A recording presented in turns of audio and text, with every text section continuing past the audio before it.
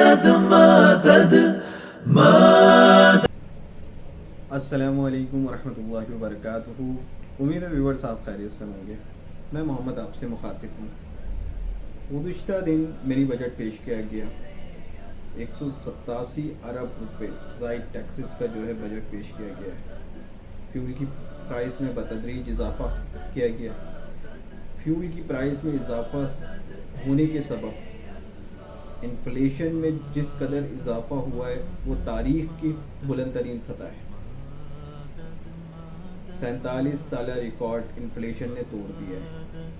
تاریخ کی بلند ترین سطح پہ انفلیشن پہنچ گئی ہے. جب ہم بات کرتے ہیں انفلیشن کی تو اس کا جو ہے براہ راست تعلق جو ہے ان امپلائمنٹ سے. جب انفلیشن کی شرح میں اضافہ ہوتا ہے تو ان امپلائمنٹ کی شرح میں بھی اضافہ ہوتا ہے. اگر ہم گزشتہ چند مہینوں پہ نظر ڈالیں تو ہماری جو موجودہ گورنمنٹ ہے انہوں نے جو ہے فارن کرنسی جو ہماری ڈالر ہے اس کو مستحکم رکھنے کے لیے ایل سی بند کی ہوئی تھی. ایل سی کوئی اوپن نہیں ہو رہی تھی امپورٹ کو کنٹرول کرنے کے لیے تاکہ جو ہے ڈالر کی ڈیمانڈ میں کمی ہے اور ہم جو ہے ڈالر کی جو ہے ریٹ کو مستحکم کر سکیں. اب جس کا سب سے بڑا امپیکٹ آنے والے چند مہینوں میں آئے گا کیونکہ امپورٹ نہ ہونے کی وجہ سے ہماری لوکل مینوفیکچرنگ رک جائے گی. جب لوکل مینوفیکچرر کے پاس را مٹیریل نہیں ہوگا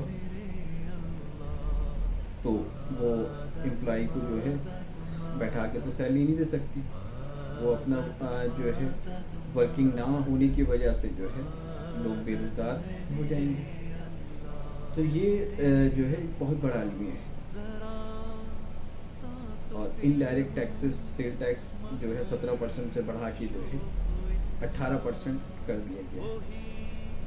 اب یہ ایک ایسی انڈائریکٹ ٹیکس ایسا ٹیکس ہے جو اوور آل پوری اکانومی کو ہٹ کرتے ہیں کیونکہ تمام لوگ جو ہیں چیزیں پروڈکٹ جو خرید رہے ہوتے ہیں اس میں جو ہے اضافی ٹیکس دینا پڑے گا جس کی وجہ سے جو ہے ملکی کرنسی کی قدر میں مزید کمی آئے گی.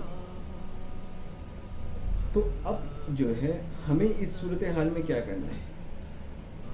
اگر ہم چند کووڈ-19 کا ذکر کرتے ہیں. جب کووڈ-19 جب آیا تو جو لوگ جو ہے سنگل انکم پہ ڈیپینڈ کرتے تھے وہ سب سے زیادہ افیکٹو ہوئے کیونکہ کچھ انڈسٹریز بند ہو گئی, مینوفیکچرنگ یونٹ بند ہو گئے, لوگوں کی جو ہے انکم کی جو سورس آف انکم ختم ہو گئی.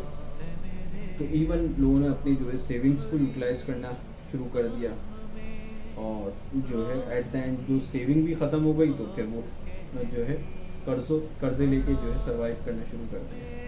تو اس سے ہمیں یہ پتہ چلا کہ سنگل انکم پہ ہمیں ڈیپینڈ نہیں کرنا ہے, سورس آف انکم بڑھانا ہے.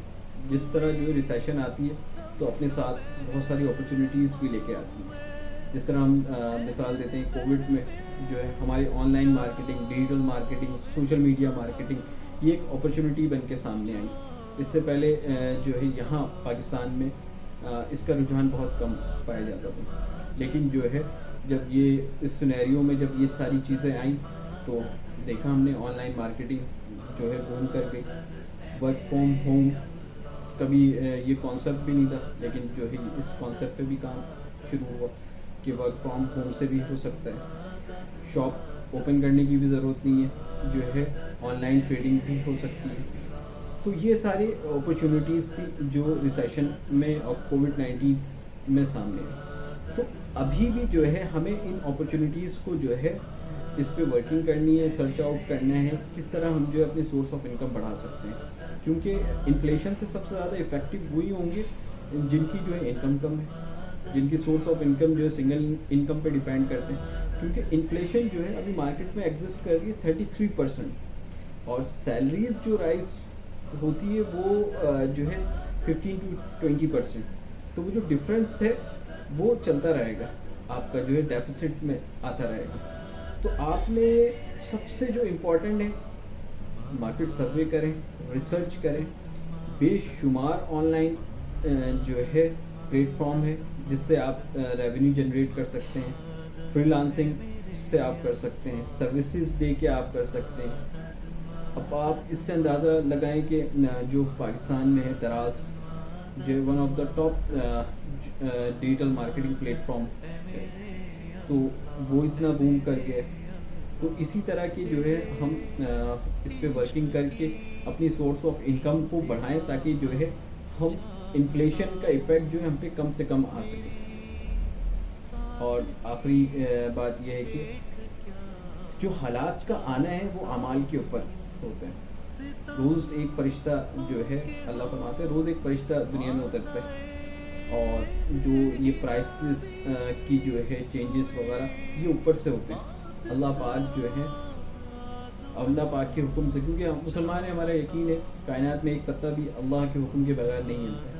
تو یہ اللہ کی جو ہے سرزمین ہے، اللہ کے حکم سے سارے معاملات ہو رہے ہیں، اور اللہ کا جو ہے قانون ہے کہ اللہ پاک جو ہے اچھے اعمال پہ جو ہے اچھے حالات لے کر آئیں گے. اگر اعمال اچھے نہیں ہوں گے حالات کبھی بہتر نہیں ہو سکتے. تو میرے بھائی دوستو، اس پہ ہم زور دیں، اس پہ ہم اور فکر کریں کہ کیوں ایسے حالات کا سامنا ہمیں کرنا پڑ رہا ہے، اور ہم اس پہ اپنا تجزیہ کریں، اور جو ہے اس مشکل وقت میں جو ہے اپنے دوست احباب، اپنے عزیز و قریب، ان کا بھی خیال کریں. اپنا بہت خیال رکھیے گا، اس یقین کے ساتھ کہ آپ سے جو ہے بہت سارے لوگوں کی خوشیاں وابستہ ہیں. السلام علیکم ورحمۃ اللہ وبرکاتہ.